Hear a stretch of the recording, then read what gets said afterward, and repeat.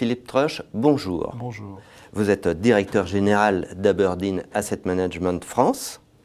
Alors, on va parler de l'un des fonds de votre société de gestion.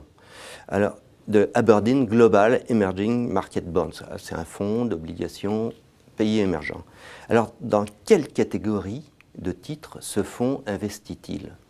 Alors en fait, nous avons trois catégories de titres dans ce fonds. Les premiers titres, la première catégorie ou classe d'actifs, ce sont les dettes souveraines des différents pays. La deuxième catégorie, c'est ce qu'on appelle les dettes corporate, c'est-à-dire les dettes des entreprises privées.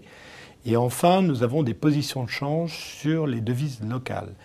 Et donc ce sont les trois catégories et chacun est géré de façon indépendante.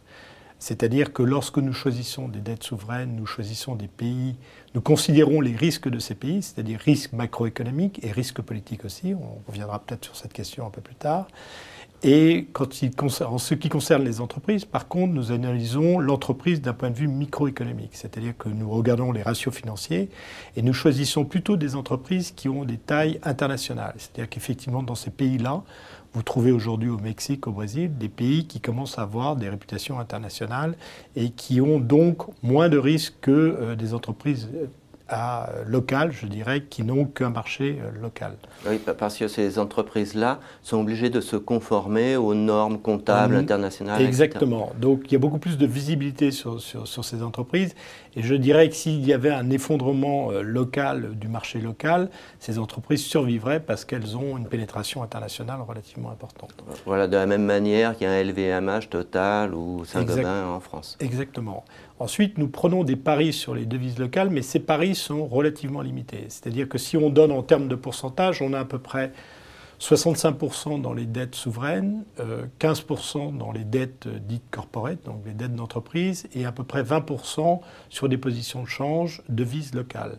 En fait, l'intérêt, vous le savez comme moi, lorsqu'on couvre effectivement une obligation de ces pays, notamment ce qu'on appelle dans des devises style euro ou style dollar, en fait, vous perdez une partie des bénéfices du taux d'intérêt. Vous n'avez que le spread entre les taux dollars et les taux du pays. Oui, parce que normalement, sur les marchés obligataires, on a à peu près les mêmes niveaux d'intérêt partout dans le monde. L'écart vient du risque de change. L'écart vient généralement du risque de change, plus une prime quand même sur le risque pays en fonction de sa dette et en fonction du risque politique qu'ils peuvent présenter. D'accord. Alors, puisque l'on parle pays, est-ce qu'il n'y a pas un risque énorme quand même à investir dans des obligations de pays comme l'Argentine, le Venezuela, la Côte d'Ivoire, le Pakistan, tous ces pays-là étant dans votre fonds ?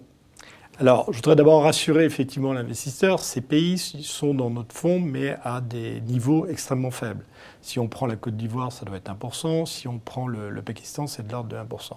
Certains de ces pays aujourd'hui sont en voie de recouvrement. C'est-à-dire que si on regarde par exemple l'Argentine, aujourd'hui investir en Argentine, c'est acheter de l'agriculture. C'est-à-dire que les fondamentaux agricoles de l'Argentine sont extraordinaires. Il y avait des problèmes politiques qui sont aujourd'hui plutôt en voie de résolution et l'Argentine est probablement un très bon pari pour les années à venir. Mais c'est une histoire de long terme.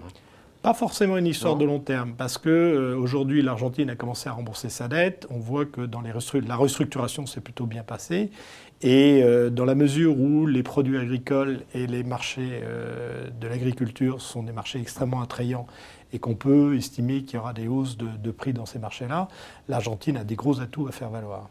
D'accord. Et les autres pays comme Venezuela, Côte d'Ivoire? Alors, Venezuela, le problème est un petit peu différent, mais il est vrai qu'il y a toujours un certain risque politique de déstabilisation. Mais le Venezuela a une force, c'est qu'il a une ressource de matières premières en termes pétrolières extraordinaire. Et donc, on voit effectivement que le Venezuela a traversé des périodes de crise, se comportant, et pour l'instant, ils ont toujours remboursé leurs dettes, enfin, en tout cas, leurs dettes souveraines. Voilà, donc c'est ce que l'on appelle un bon risque. Voilà, effectivement un bon risque. Mais dans une mesure quand même très faible dans le portefeuille. Alors, quand même pour un investisseur qui n'est pas forcément habitué aux obligations émergentes, dans quelle classe de risque doit-il placer ce fonds? Est-ce que dans le fond, il ne vaudrait pas mieux qu'il achète un fonds d'actions pays émergentes où là, on perçoit mieux, on a un meilleur historique? Alors déjà, dans la mesure du risque, si on regarde la volatilité du fonds, la volatilité du fonds est de l'ordre de 10% comparé à une volatilité des actions pays émergentes qui doit être de 25%. Donc on diminue le risque par 2 à travers ce type de fonds. Ensuite, je dirais que les fonds sont investis donc dans des pays relativement sûrs. Et quand on regarde l'évolution de la dette de ces pays émergents, c'est très intéressant parce que le ratio dette-PIB, donc de produit intérieur brut, qui était de l'ordre en 2009 de 80% dans les pays développés, n'était de 40% simplement dans les pays émergents. Et en 2014, nos projections que nous faisons sur ce ratio seraient plutôt de 120% pour les pays développés, alors qu'il sera maintenu à 40% pour les pays émergents. Et la raison en est très simple, c'est que dans ces pays, il y a de la croissance, et une forte croissance. Et qu'à partir du moment où vous avez forte croissance, il est probable que vous avez la capacité de rembourser vos dettes. Donc ça c'est le deuxième critère. Et le troisième critère, c'est la détention de ces dettes. Aujourd'hui, beaucoup de ces dettes étaient détenues par des investisseurs extérieurs et on connaît le cas de la Grèce et ce qui s'est passé au niveau de la Grèce parce que... non dépendant de financement externe. Exactement. Quand vous regardez le Brésil aujourd'hui, une grande partie, il y a un mouvement vers des détentions locales. C'est-à-dire que ce sont les Brésiliens eux-mêmes qui commencent à détenir leurs propres dettes et donc beaucoup plus de stabilité et moins de volatilité. Ça, c'est le cercle bénéfique puisque les gens s'enrichissent, ils peuvent acheter de C'est un cercle vertueux et positif vis-à-vis de ces dettes. Et alors, la dernière question, c'est pourquoi investir plutôt dans les dettes de pays émergents que dans les actions?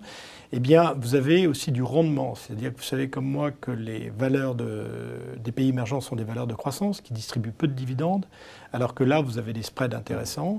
Et ensuite, sur l'évolution des spreads, aujourd'hui, il y a entre 400 et 500 points de base de spread par rapport à des obligations de dette de pays développés et probablement on va aller vers 200 points de base, une évolution en rétrécissant, disons, Donc dans le temps, on aura moins de rémunération courante, mais on aura une plus-value en gain en capital sur la performance. Alors je rappelle que les performances de ce fonds ont été de l'ordre de 40% en 2009, mais c'était une année extrêmement favorable. Oui, pour beaucoup de classes d'actifs. Voilà, et cette année, on est quand même aujourd'hui à 10-11% sur les 10 premiers mois de l'année, donc le fonds se comporte extrêmement bien. C'est beaucoup.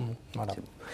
Philippe Troche, je vous remercie d'avoir répondu aux questions du Journal des Finances. Merci.